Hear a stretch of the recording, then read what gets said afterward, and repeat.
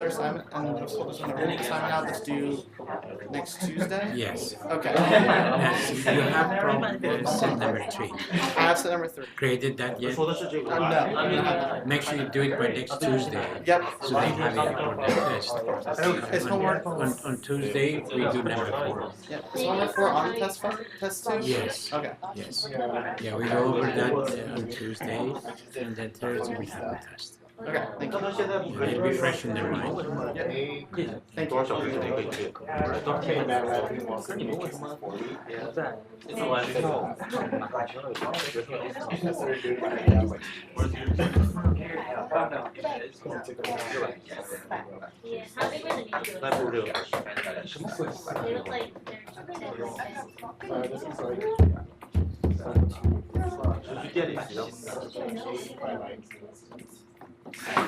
Yeah, that's a little hard to do by hand.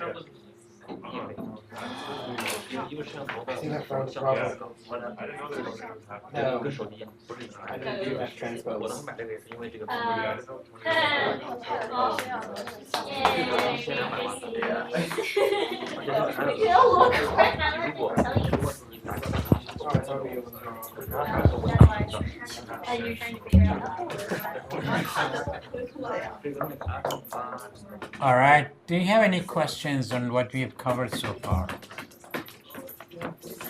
Just if you would please close that door so we can get started. If no questions, let me continue with the material that we started a week ago, and that is transformation in the digital domain.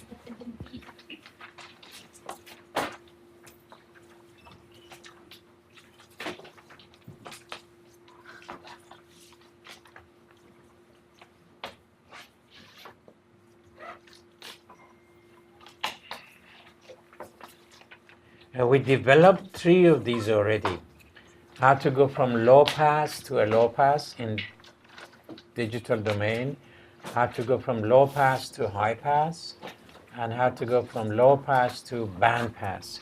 Today I'd like to talk about from low pass to band reject.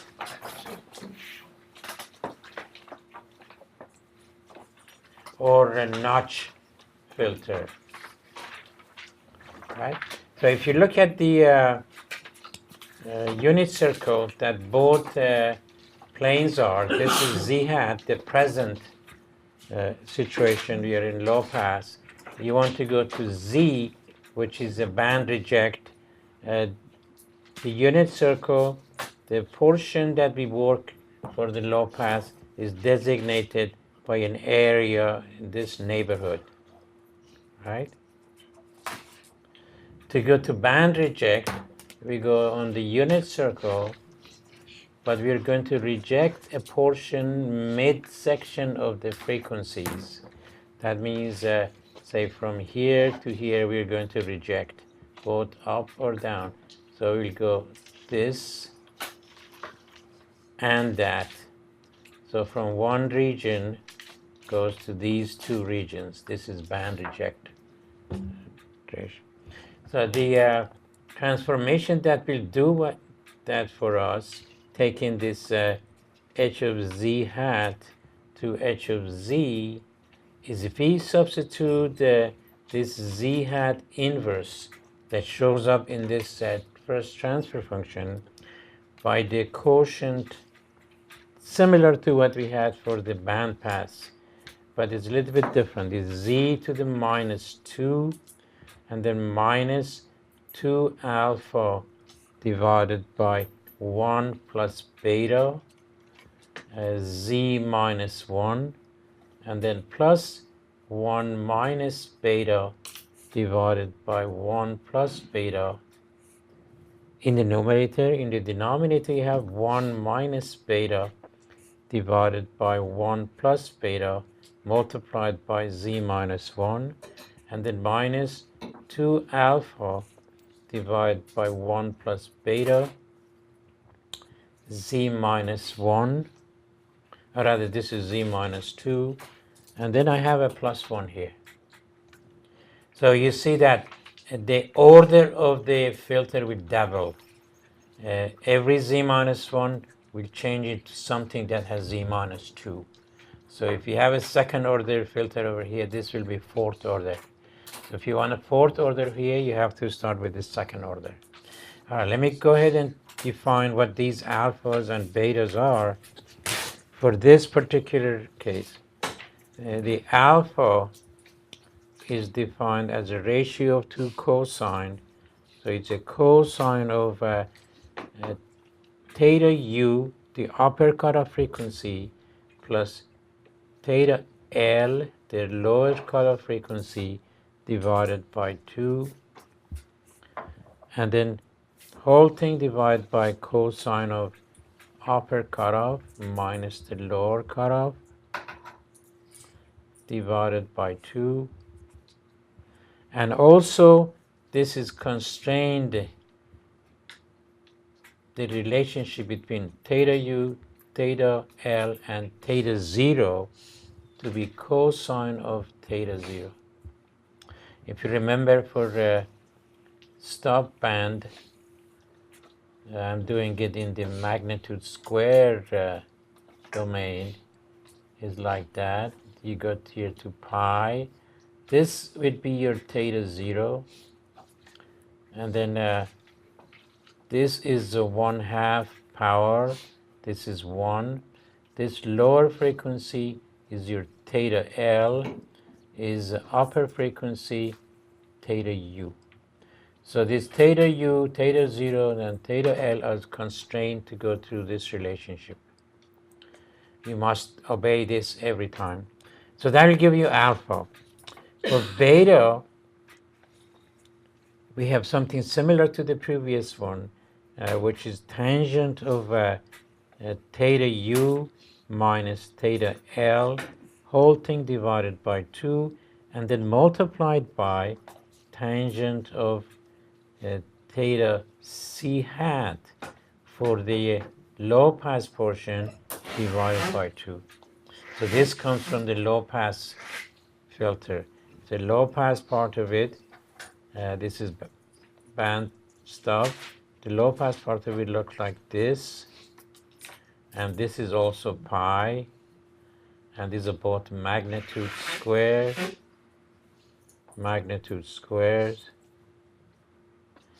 and this is theta sub c hat, and that would be equal to 1/2 here. All right. So these are the two relationship, gives you alpha and beta, and then with that you plug it in here, gives you the transfer function. All right. By the way, we have a table that all of these summarized for you. So if you don't get it quite here when I'm writing down, you need to refer to this and use that, and you do the homework problems or so. All right. So let me work at an example of this case, and then we'll be done with this section. For an example. Dr. Clark, Yes. can you show the lower part of the last? All right. Sure. This one. Let me leave it up here and then move on with that example. We will assume that we have a second order filter for which the transfer function h of z hat is given. This is a low pass filter, and this is the one example that we have been working with, 0.175 z hat minus 1, and then 1 minus 1.318 z hat minus 1, and then plus 0.493 z hat to the minus 2. So this is the low pass that we have over here. And for this one,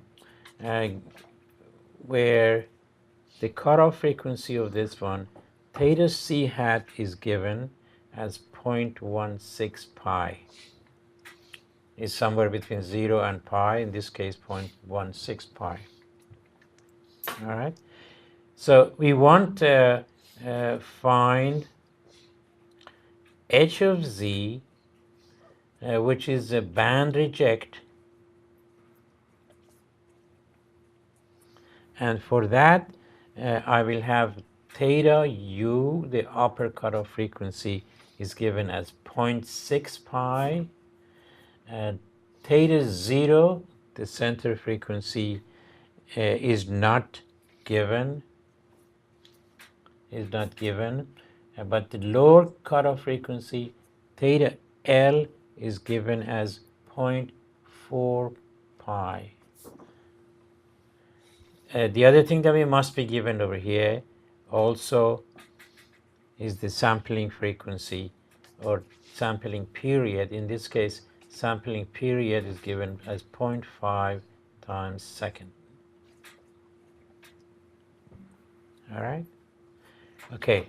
Now, one thing to do is to use the formula we just have over here, right? But to complete that, I need alpha and beta. So let's go ahead and write alpha and beta from here.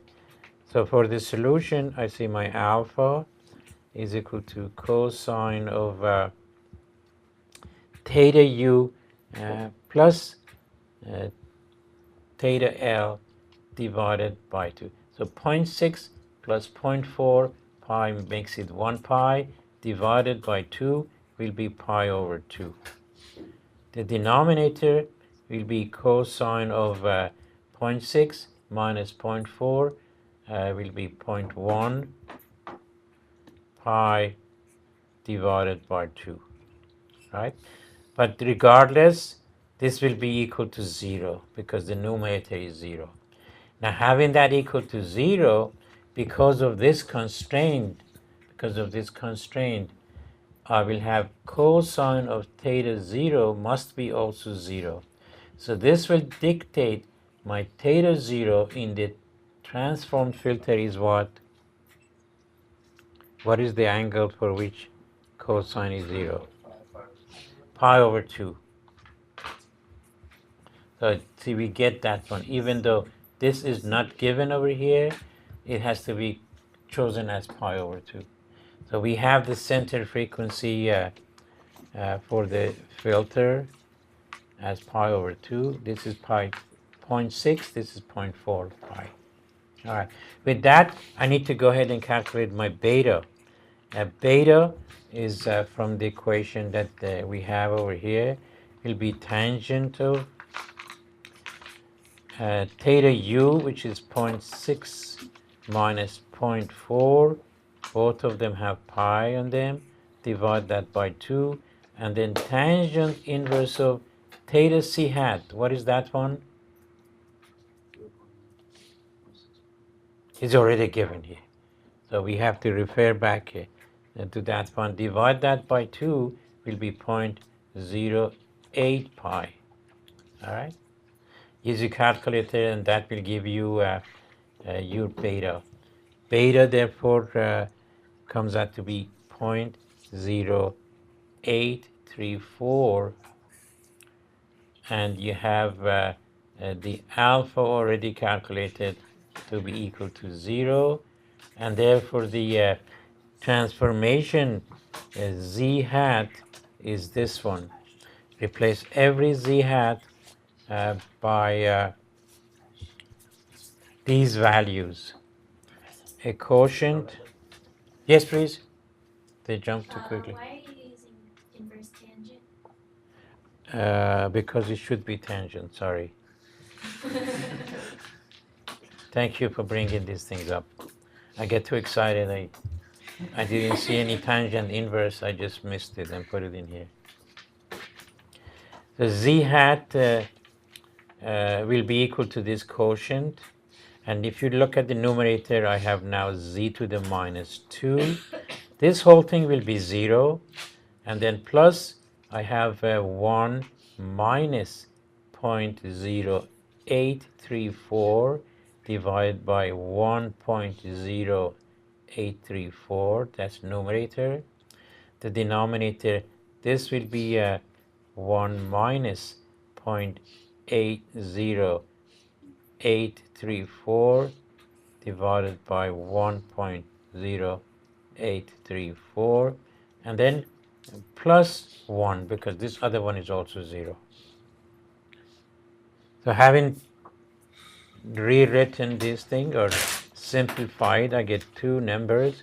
Therefore, I do this thing. I say h of z is obtained from what I already started with, 0.175 z hat inverse 1 minus 1.318 z hat minus 1 plus 0.94 rather 93 z hat minus 2, but z hat inverse now is to be replaced by what?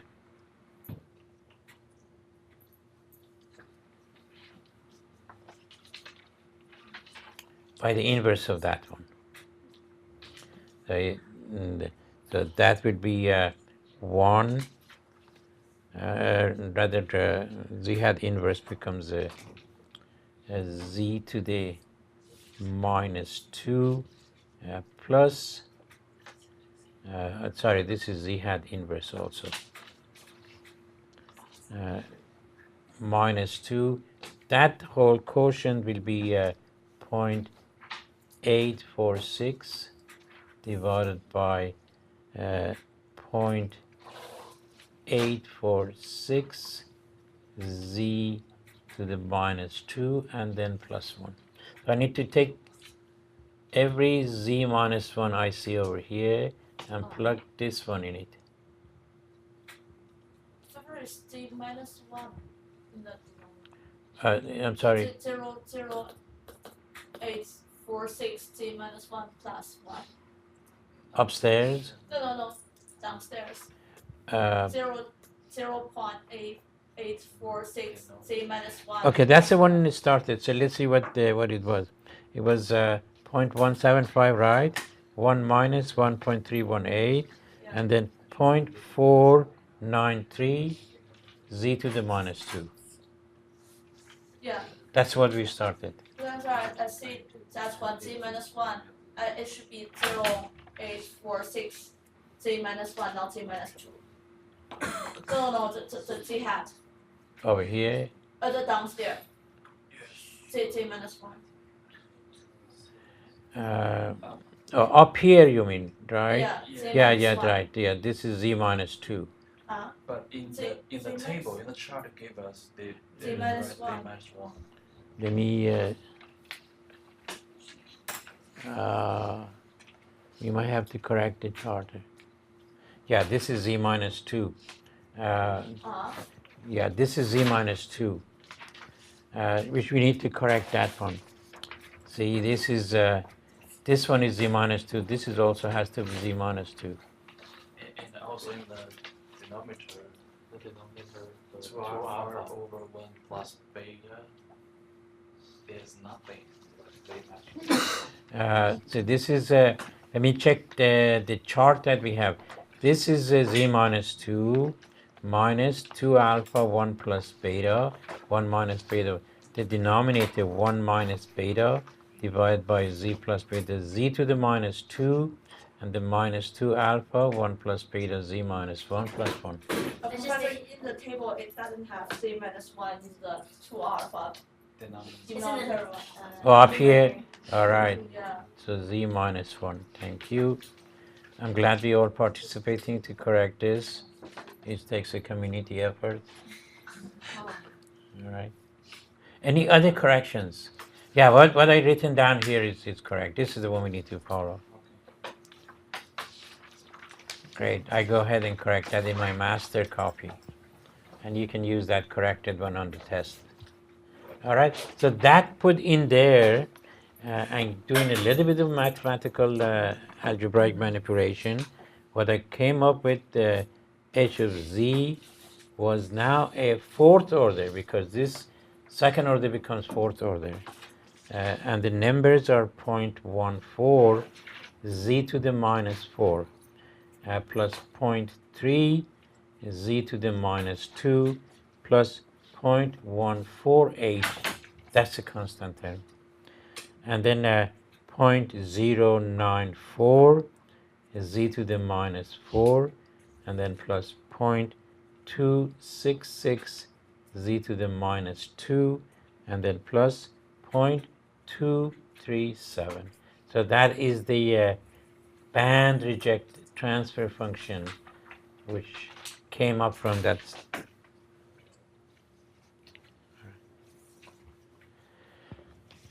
So with the corrected table, now we should be able to go from any low pass filter to any other category that we need. Yes, please. On the exam, how far do you want us to simplify our h of z? Oh, I think this is a clean one. The reason I like it in this form because in the next stage I'm going to realize that. These coefficients all something that I'm going to use to put it together. So this will give me, for realizing this one, I need 4 delay elements and all these coefficients to put them together. So please consider that one a labor that's worth doing. All right? Any other questions or comments? All right, so let's move on to another chapter, namely the actual realization of filters. That's, by the way, if you have in the textbook, this is in chapter 4 of the text. So realization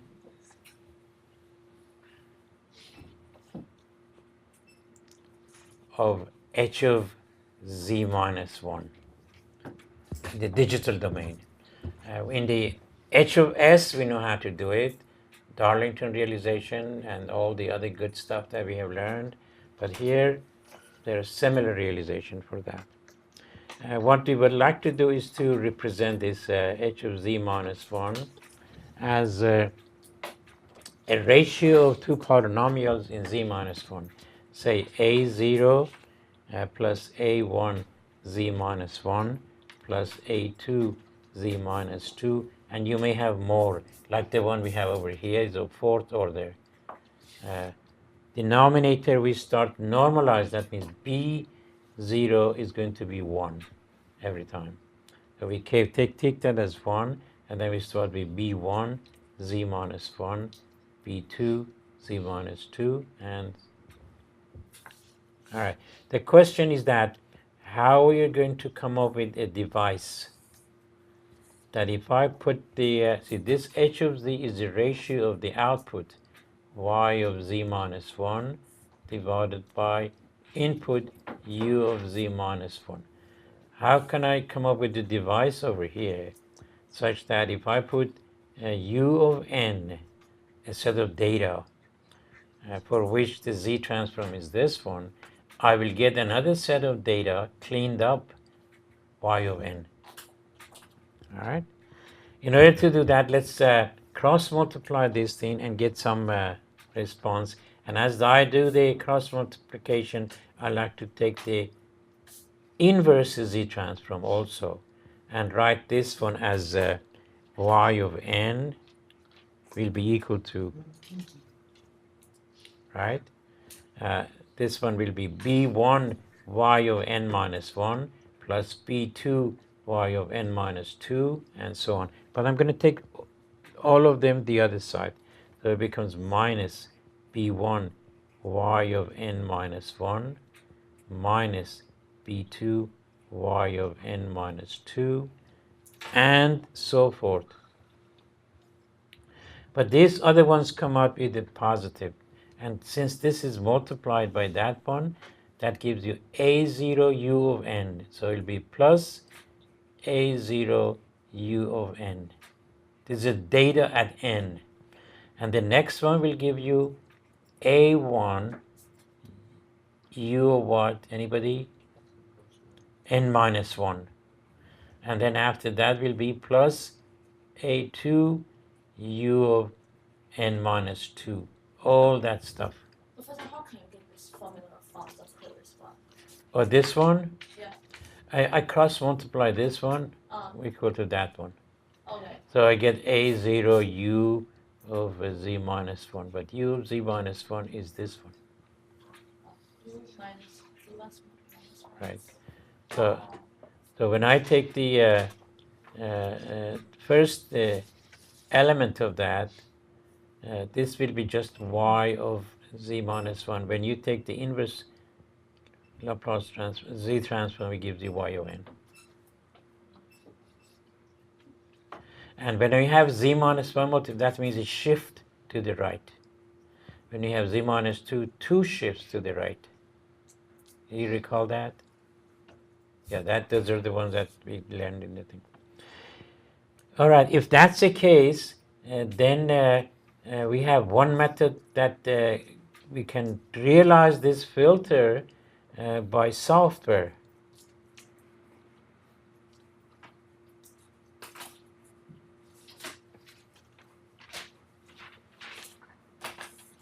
I've written already the code here for it. That's the code for it. The only thing you need is the initial conditions. So you write a computer program and that says that choose how many number of points you may have in your data.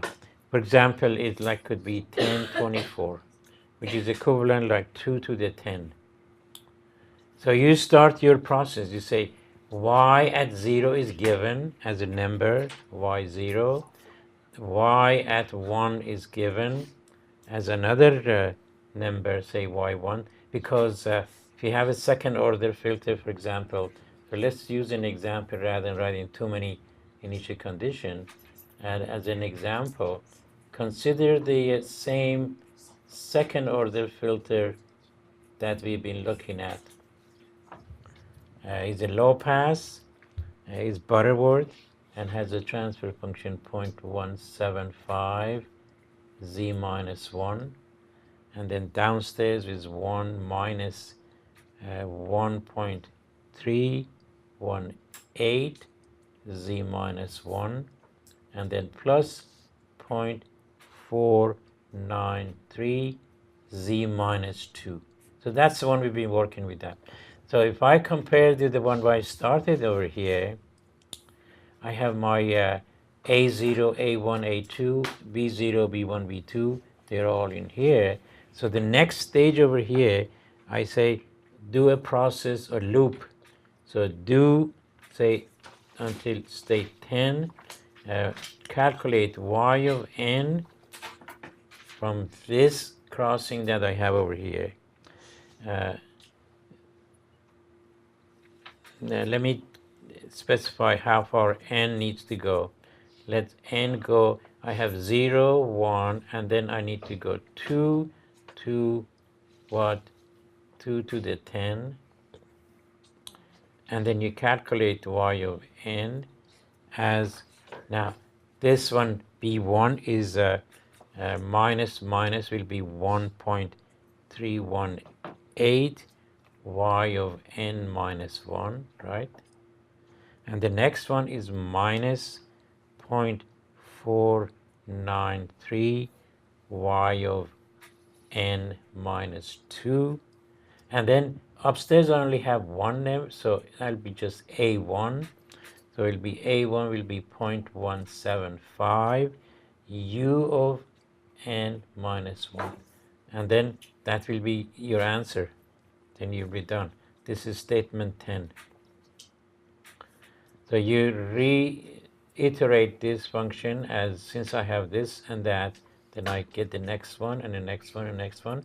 So we get all the yn will be specified.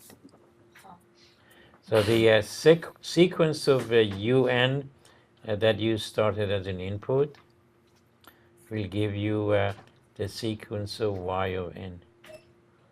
This is the filtered signal. Does that make sense to all of you taking signal processing? Yes? So Professor, if you have u of n, how can you get u of n minus 1? If you have u of n, that means you have all the sequences. You have the input. The input is given. So E shifted to the right and get 1, 1, 1, 1 point u of n. When you're given over here, you start with u0, u minus 1, u minus 2, u minus 3, and so on. And then if we get y, then we can get That's y. right. So you have all the data coming over here, which the only thing has happened here, they are rearranged. This is like a convolution type thing. All the numbers together back and forth. So you goes here back and forth, and they clean it up to get y over n. That's the process of filtering. So Professor, what is 10 in this formula? I'm sorry. And the 10. Oh, this is the statement 10. If you write in the computer program, that you could call it 1 if you want. That's just a number. Yeah, this is the instruction to do this recursive formula over and over until your n reaches to the 10. All right. 1342 CSE. All right. Yes. So for UN, that's the signal you want to filter, right? No future, no, these are all previous points. U of n is the input that's coming in. So you have all of them. You don't have any of the future ones. You have all the past values of u of n. I mean, like the input, it's unfiltered signal, and then the output of this system, like this equation, is the signal we want, right? Right, exactly. Yes, that's the output of the system. So using a general purpose computer, you can realize your filter if you wish, the data. But unfortunately, that cannot be done on time. It takes time to do that because you need to have the sequence to write the program for. The hardware realization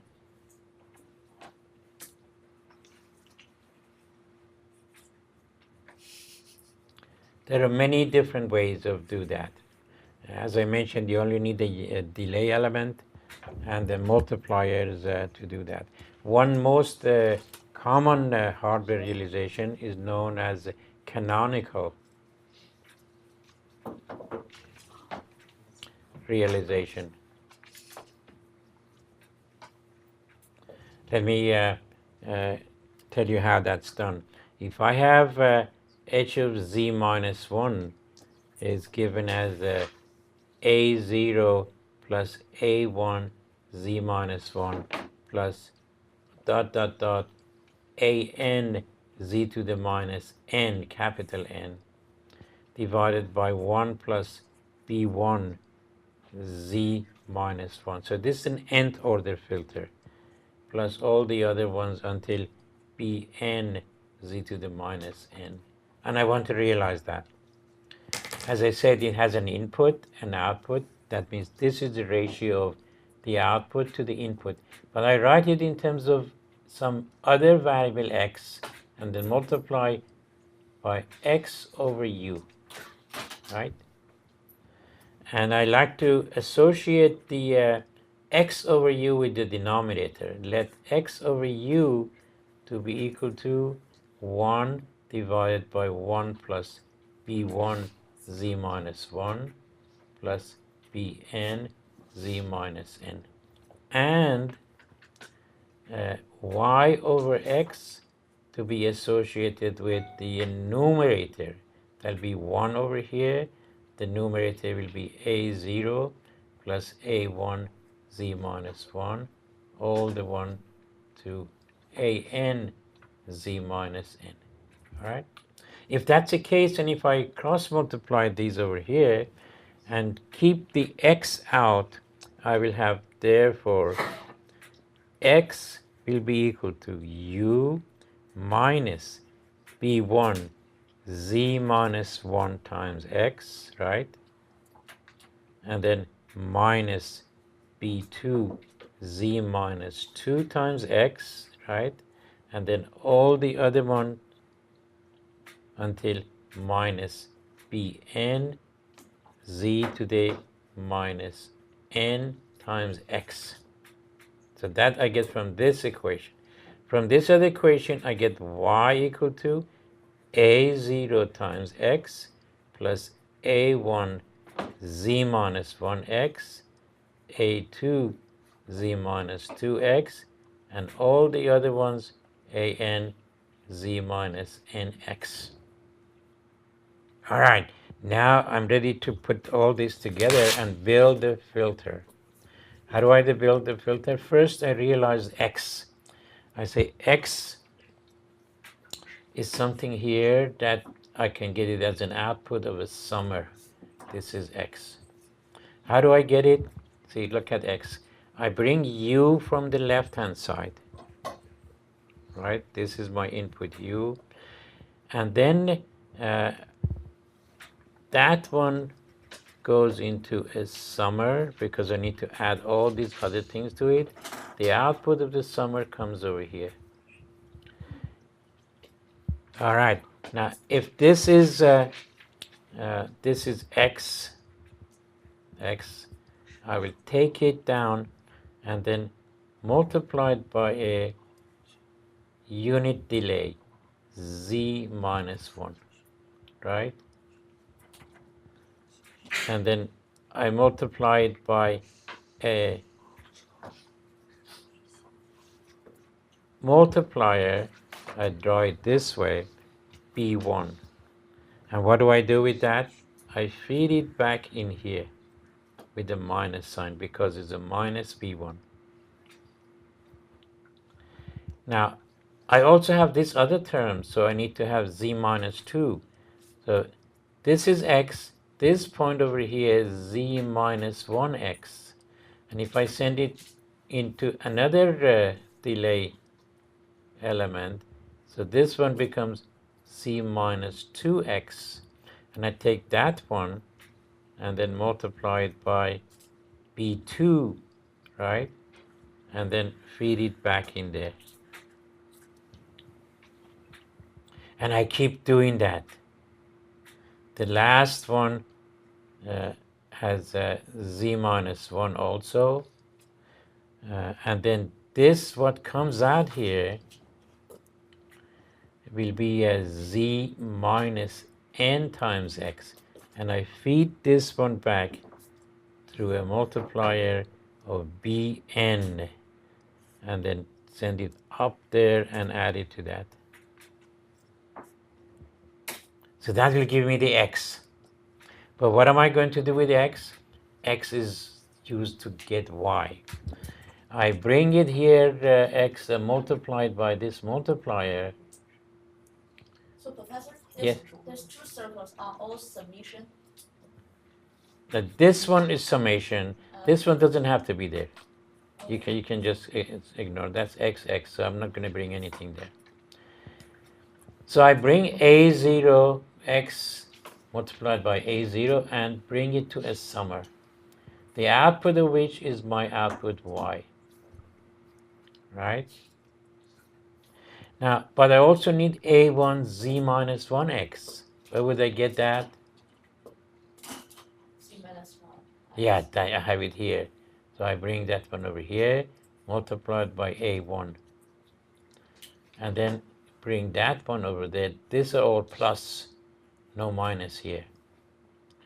And then the next one, a2 z minus 2. Z minus 2 is over here. So I multiplied by a2 and then bring it up there. This is known as a canonical realization. Canonical means the minimum number of delay elements and multipliers are used. So I bring this one multiplied by an and then feed it forward So this is the realization. This unit delays could be shift registers, could be any other device that can delay the element. So this is a canonical realization. All right. One thing we need to remember that if you have an h of z minus 1, which can be broken up into two smaller ones, h1 of z minus 1 plus h2 of z minus 1, right? Then to realize that, I will break them up. First realize h1 of z minus 1, right? And then h2 of z minus 1. And then what would I do to them? Add them together through a summer. So if you're doing partial fraction expansion and you're getting 2 or 3 parts of the transfer function, you can have them in parallel and realize each one. You can do it canonical realization or any other realization that you might have.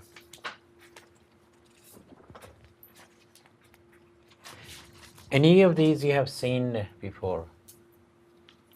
Yes. So hopefully this is not the first time you do that. But the other method that very common and very interesting to know is lattice realization.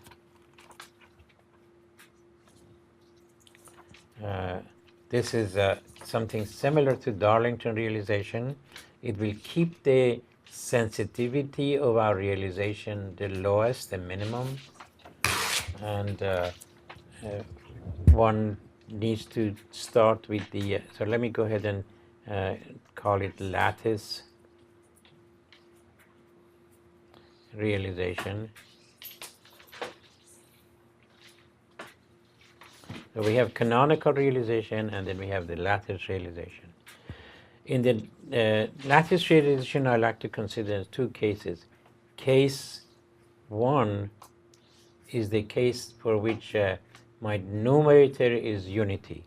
That means I have my h of z minus 1 is given as 1 in the numerator, which is 1. Denominator is an nth order polynomial.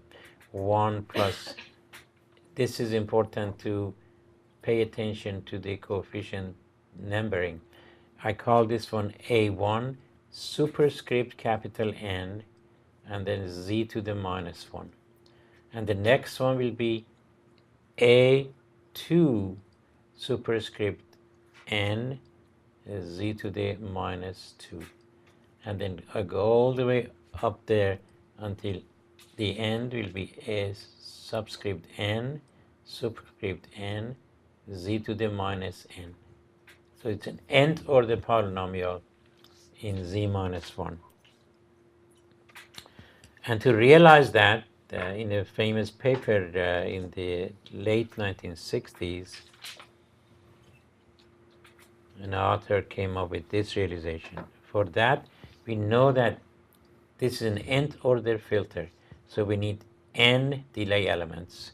And the arrangement of that is like this. I put dot dot over here, and then put this summer here, and the summer right under that, and next put another summer, summer, and then so forth. So these all summers that will come. That is my input coming u of n, right? And my output comes out of this end, y of n. And in between, I have all my multipliers and the delay elements. How?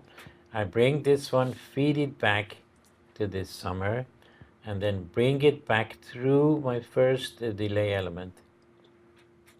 So this is a delay element, z minus 1, and that comes over here, and then bring it to the next one, through another delay element, right? Z minus 1. So this structure is done once and for all. And the last one is also a delay element. There are dots over here. That means depending how many there are, but you end up with the delay element here again, Z minus 1. And that one is fed back to this with the negative sign. All right. What about the forward? The forwards, I have these connections all going forward, the direction of the arrow. But then the lattice structure comes because of this. I will take this signal over here and feed it to this summer. And I take this signal over here and feed it to that summer, but with the minus sign. When it goes up, with the minus sign. And what are the multipliers over here? Rather than putting a triangle, I just put the value of the multiplier. This is known as P1. This same one is also P1. I do that the same thing over here. I feed that one here with the multiplier P2. And then this one, after the delay, I feed it up there with the minus sign with P1. So when you do that, the last one over here would be that P subscript capital N.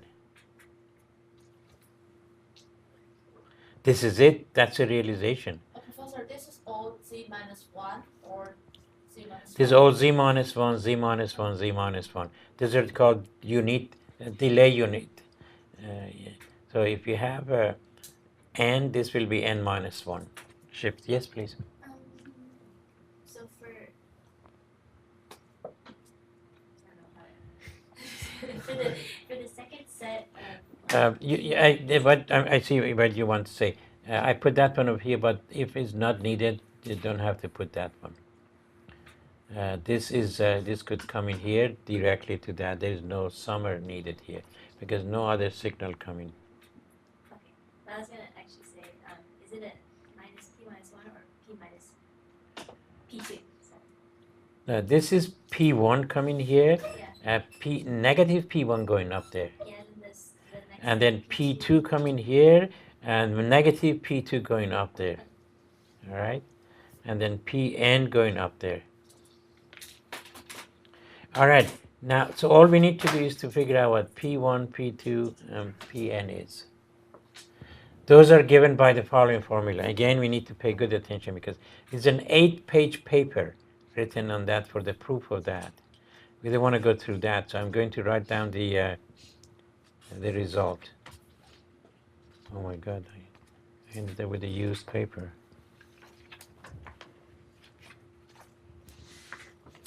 Let me take that one out.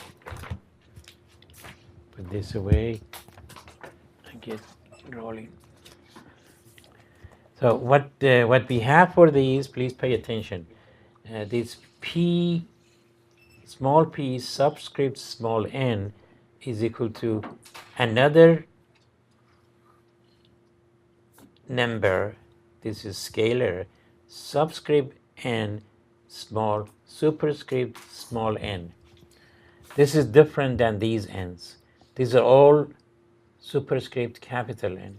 This is both subscript and superscript small n. So you can calculate by knowing ANN. And where do you start? You start from the top. You start from capital N, then you go to N minus 1, and then you go to N minus 2 until 2 and 1. So that will give you all the P1s. But how do you calculate ANN? So I say where this A I n minus 1 is equal to this. So if I choose a property, I get all of that from here. That will be given as 1 divided by 1 minus the Pn you have calculated previously square, and then multiplied by a subscript I subscript n minus Pn a subscript n minus I subscript n, close the bracket, and then here also n goes from capital N to n minus 1, n minus 2, and so forth, but I goes from lower part 1, 2, 3, all the way up to n minus 1 small. So it's a very precise instruction how to calculate Pn. Yes, please. Sorry, is the PN in your block diagram, is that supposed to be a big N or little n? This one Yeah. is capital N because this is the last of the Pn's. See, N is the order of that. I start with P1, P2, P3, P4, P5 until P capital N. Okay, so when you wrote little n equals big N and minus 1, all of that, that's kind of in. Yeah, that. But I'm going to calculate that one. I start with the Pn. That gives me first one this. Okay. An example will show that how that works. So let me go ahead and start an example. Fortunately, this is so straightforward that the example shouldn't be difficult to realize. So example, we want to do the lattice realization of this filter. This is a third order filter, 1 in the numerator, and then 1 plus 0.3 z to the minus 1 plus 0.4 z to the minus 2 and plus 0.8 say z to the minus 3. So I have all the coefficients, and if I go back up there I need to compare that one with this. So if I compare that one with that one, my n is equal to capital N equal to 3, correct? And this one is that, so that will be A13, right? A13. This other coefficient will be A23. See, all the superscripts capital N, which is 3. And this coefficient was A33. So once I identify these over here, I go ahead and calculate. Now this is the structure. I don't have to redraw that. I'm going to do that, except I'm going to connect this one over here and call it P1, P2, and this one will be what? P3, right? If I had fourth order, I would have gone one more delay. So this is the one.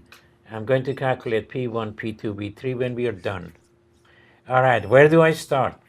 See, this one tells me start from the highest. So I say P3 is equal to A33, right? But I already have A33. What is that? This one is equal to 0.8. So that's one of the coefficients, correct? Now next one come to the n minus 1. So that will be P2. I say P2 has to be equal to, see that's 2, so this has to be 2, that has to be 2. So I have A22. But I don't see any A22 anywhere here. Where do I calculate it? From this one. From this equation, I calculate A3. I say, in order to do that, I will take the AI n minus 1 and let what? N to be equal to 3, right? Then that gives me 2 over there. And I has to be equal to what? 2. And look, what would that give me? That gave me 1 divided by 1 minus Pn. N is equal to 3, so that'll be P3 squared. right? And then I have a bracket over here. AIN. I is 2. So A is subscript 2. N is what? 3. But notice I do have that one. A2, 3, I do have it here. And then minus Pn, which we already calculate that, call it P3, right? Multiplied by this other one. That'll be A. Superscript will be 3. Subscript will be what? Anybody? 1. 1. And I do have that one also, A13, and close the bracket. And next thing I do, I just put the values in there. So P2 will be equal to 1 divided by 1 minus. This is 0.8 square, right? And then put the bracket. A23 will be 0.4 minus P3 will be 0.8 times A13 is what? 0.3. Have all the numbers, that will give me my P2. Is that efficient? So what's P2 comes out? 0.44.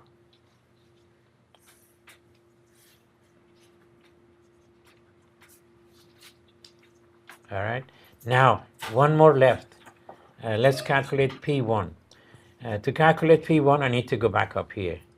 That means P1 is equal to A11. Correct? Let's go ahead and do that. So P1 is equal to A11. But if I look at here, I don't see any A11. That means what?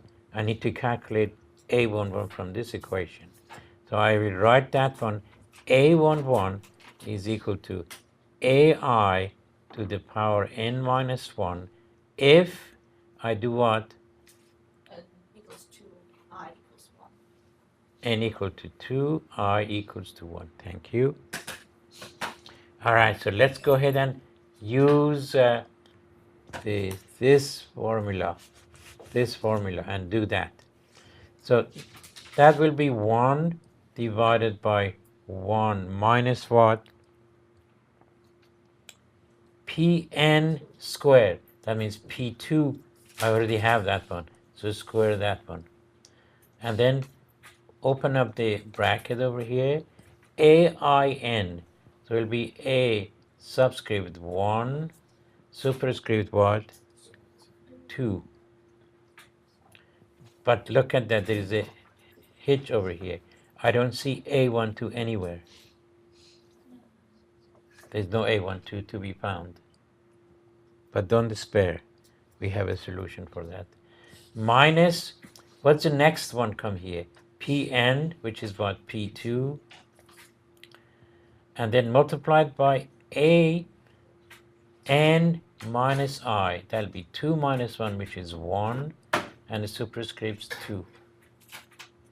Right? All right. Now, I don't know, but I'd say but A12 is equal to what? Where do I find A12? I need to go back to the formula that we have. I say to calculate A12, I refer to AI n minus 1. I'll need to come back over there, by the way. When n is equal to 3, right? Because I want 2 here. And I is equal to what? 1. And to use that same formula, that gives me 1 divided by 1 minus P3 squared. And then open up the bracket. A13, which I do have, minus P3 A23, close the bracket. And therefore I have everything. I can calculate this one. That'll be equal to 1 divided by 1 minus 0.8 square bracket. A13 is 0.3. I have it from the given transfer function. Minus 0.8 times this one I also have 0.4. So all of that will give me A12 is equal to negative 0.0556. All right, what do I do with this? I need to take it back up there and use it in there. When I put that one in there, I can get my P1. Therefore, my P1 will be equal to 1 divided by P2. We already calculated that one is equal to 1 minus 0.44 square. And then bracket, we have A12, just calculate that, minus 0.0556, and then minus P2, which is 0.44, multiplied by A12 makes it one plus 0.0556. All of that will give me P1 to be equal to negative 0.0385. I have P1, I have P2, and I have P3, and therefore this is a realization.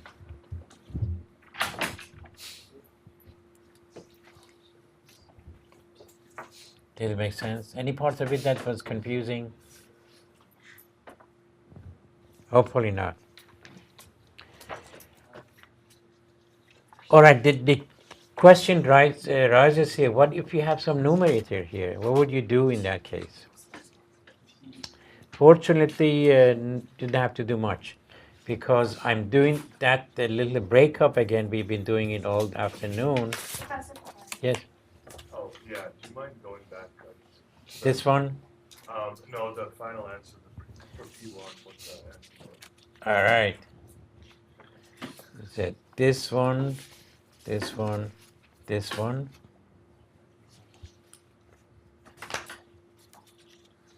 Yeah, you get the P1. You remember the P1 you get last because you start with capital N and you come down with those numbers. I'm going to work another example, but this time I'd like to do it with a different situation. For case 2,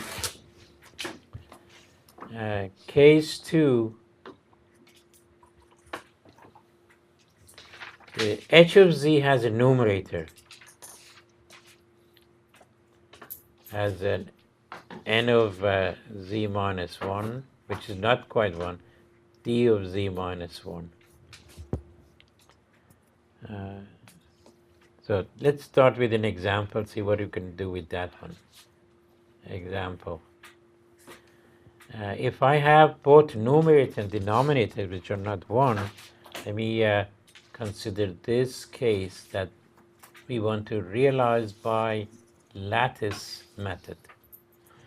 Let's take the numerator is b0, denominator b1 z minus 1, this one b2 z minus 2, and I have 1 plus, I write this one in the format that we have, a1 2 superscript 2 z minus 1 plus a2 superscript 2 z minus 2.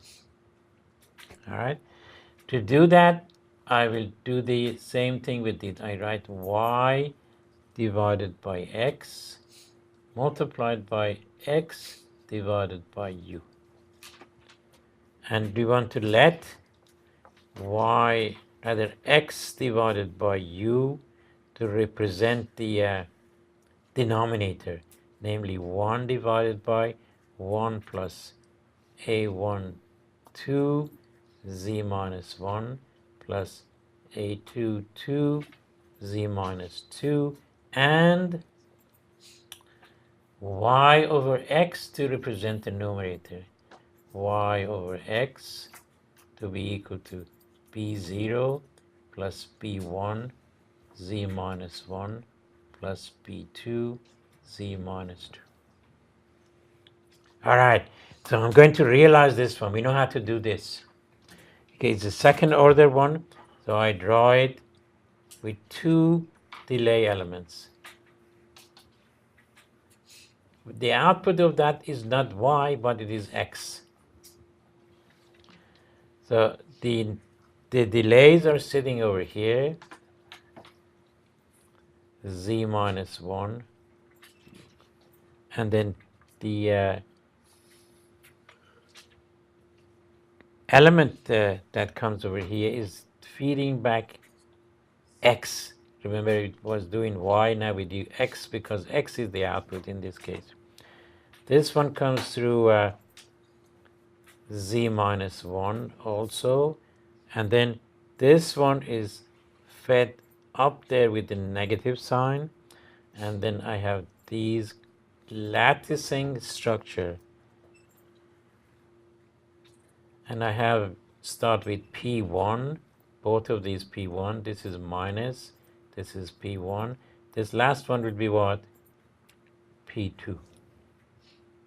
So that's a realization of this. And notice that this is your input U, the output is X now, not Y. And the directions goes like that. See, we did the example for the third order. This is only second order.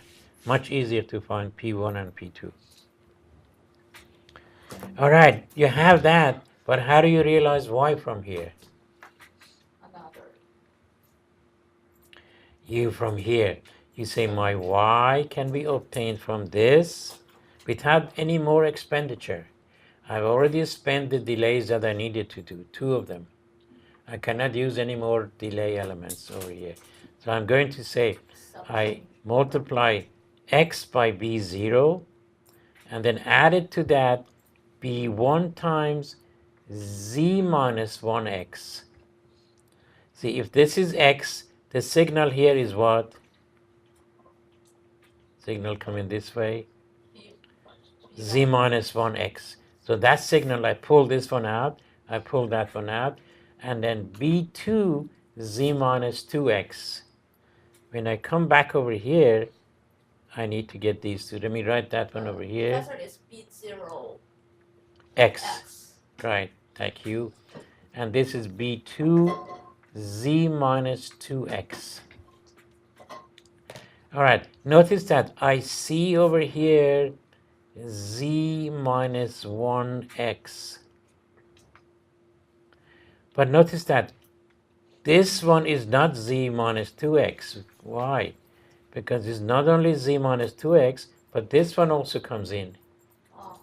So this is not that simple, right? So if I want to do a realization of the numerator, I need to do the following. Keep that. Let me get one page so I don't have to climb steps this way and say, I'm going to take this signal, right? That will be this. And this coefficient, I call it B0, right? But rather than B0, I predict over here this other one is not going to be B2, so I call it W0, a weighting factor. I take this signal over here, right, and I call it another W multiplied by what I have over here. So this one W0, what comes out over here, X. This one will be W1, I need to scale it, Z minus 1X, right, for this one. For this one, when I pull it out, is another weighting factor called W2. It will have, look, it will have not only, let's say, Z minus 1, but also to that P1 times Z minus 1. So that means I have a P1 plus Z minus 1 times X. It's not only X, but this one is P minus 1 times Z minus 1X, and this one comes over here, gives me that. So I have now W0, W1, W2. I bring them over here in a summer, and the output of that will be Y. But I have to answer the following question. What is W0, W1, W2? To do that, I say, all right, if I have these outputs, my Y will be equal to W0 plus parentheses W1 plus P1 W2 multiplied by Z1 plus W2 multiplied by Z2, all of them multiplied by X. And if I go up here, factor X from that, the Y over here will be B0 plus B1 times Z minus 1 plus B2 Z minus 2 multiplied by X. Remember, I have B0, B1, B2, so I can write 3 equations to find W0, W1, and W2. Whatever those equations will be.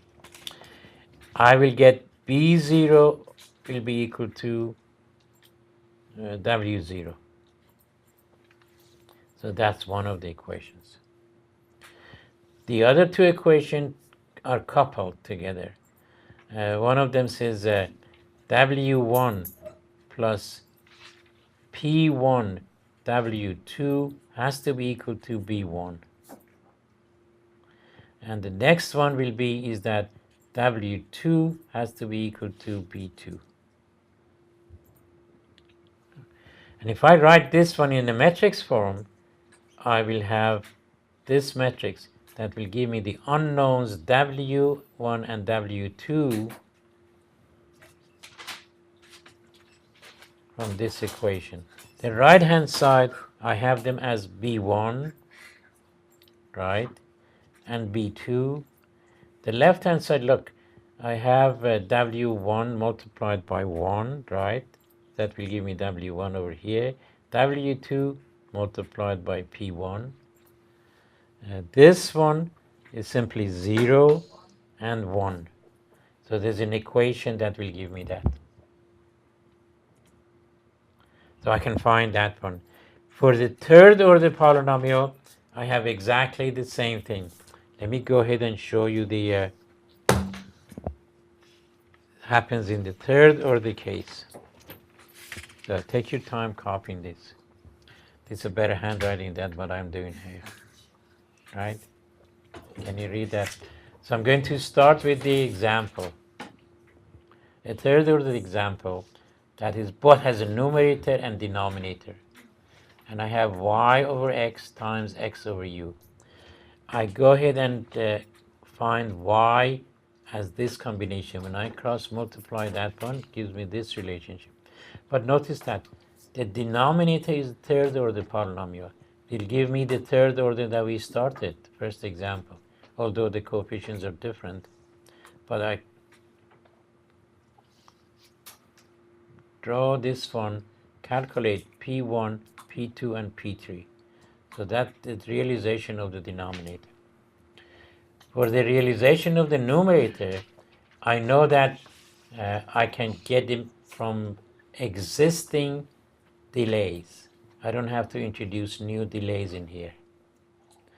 So the first one gives me W0 times X. I bring that one to Y. See, that's going to be B0. W0 going to be B0 because I'm comparing that.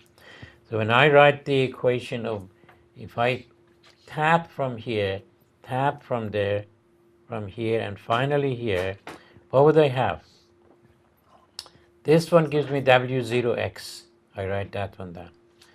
This one will give me W0 z minus 1x, because see, x has come through a delay, so it becomes z minus 1x, and then multiply by W1, bring it in. And then this one is the one we just worked out. Has not only z minus 1x, but also P1x, because that will come from here and then. So that will give me my second term. Third term is a little bit more involved. It not only has this one and that one that one comes in, but also has a P2 times this signal. The signal over here, if you go ahead and calculate it, is a x plus P1 z minus 1x. So it gives me a rather elaborate one. So if I have that one over here, yeah, I have a polynomial of third order with these w's now. I arrange them together. This is the constant term. This is the first order term. This is the second order term, third order term. And notice that what I did in the previous example, I do the same thing here. I match these things with this polynomial. That gives me, in this case, 3 equations, 3 unknown. That will be the matrix. So what I'm going to do is to spare you the details of these things. I'd like you to go ahead and justify it for yourself. But this is the one we're going to use. Professor? Yes. Is the P1, P2, and P3 is the same like using the formula in the Exactly. Yeah, we have calculated that one used the same formula. That formula doesn't change.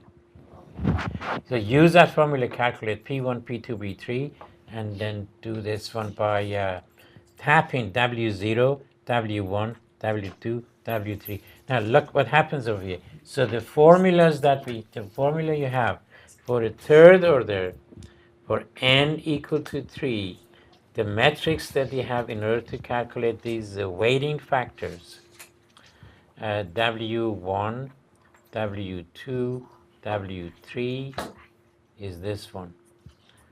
The right hand side, first of all, you have a W0 to start with. That W0 always is equal to B0. See, that is always equal to B0 because this one.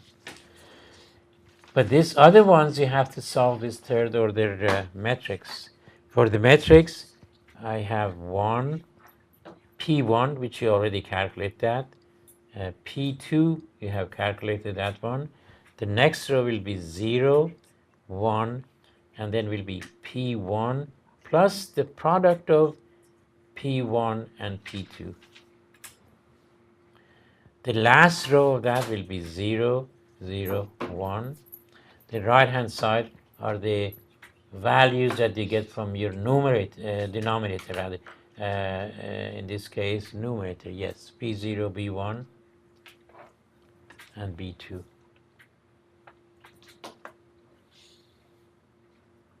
Well, B0, I've already used that one. So that will be B1, B2, B3.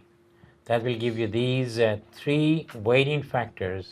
So when you calculate those ones, all you need to do, take the nodes that you have here, here, and here, multiply them by those, and add them together, gives you the output. It's a rather economical, efficient method of realizing the filters, which has the maximum benefits of low sensitivity when it's realized. You get the chance to do this in your homework. All right, before we adjourn, I'd like to remind you that we won't have a class this coming Thursday, but Tuesday we'll go through the solution of the homework, and then we'll be ready for our exam, which is a week from this coming Thursday. All right? 5th. This Thursday, no class. The reason is a good Thursday. Sorry. I'll be out of town, sorry. Oh yeah, please. Take all the pictures you want. Not Just this one. You probably third don't. case. Yeah, this one. Put it down. And then this program make it appear. Oh, nice.